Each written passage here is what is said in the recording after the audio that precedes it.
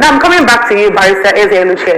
I want us to round off because we've heard from both Mr. Ugochukwu and Mr. Taiwo on what the potential risk for investment is in this situation, given this, and this is a major issue, just like the name of the beach is landmark. This is a landmark issue in this administration, like it or not. This one will go in the sands of time for good reason, because again, not only did it affect the average individual, it affected the investors and the people who lost jobs. There was a lot of revenue that this result was giving out, and now a lot of that, in fact, all of that is gone with measly, again, compensation.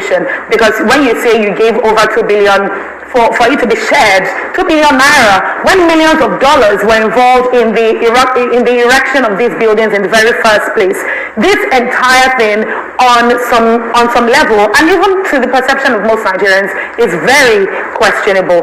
But as far as the questionable status of all of this, what is the potential risk for investments in the future? I would like you to answer that very briefly, because I need us to go into the next topic. Well, thank you very much. You see, investors all over the world are not stupid people. They are very smart. What they see, what they do is they sit back and watch what is going on in any jurisdiction before they go and make an investment. They look at the terrain, look at the political structure, look at the judicial structure, look at the infrastructure available. And they are already looking at Nigeria. And you know what? This question you're asking now, the decisions are already been made. Ask yourself, how many investors, how many foreign multinationals have left Nigeria? And it is because of things like what happened to Landmark. It's because of the policy flip-flops. It's because of the government, a state government coming out and saying that over 80% of the properties in its jurisdiction do not have approvals. That is an indictment on that government. That means we have a government of criminals in Lagos State. How can you be there and have certain built? You have inspection officers, you have building plan officers, they are already all over the place, and you are there, 80% of buildings don't have approvals.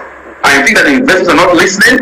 Of course they are listening. All they are getting, the picture they are getting is that we have a bunch of rascals holding over government, ruling over in Nigeria. What's going in Lagos State? To have made such a ridiculous statement. Whoever made that comment, the entire government should be ashamed of themselves. Where were they when this 80% of buildings in Lagos were being erected? So they just kept quiet so that they can come and demolish at their own wish? Come on. That is why companies like Total, like PZ, they are all leaving. Microsoft, they are all running away from this country. And all the deception Mr. Tinubu is doing by claiming to go abroad to look for investors is all crap. And I mean crap, because they don't need you to come and invite them.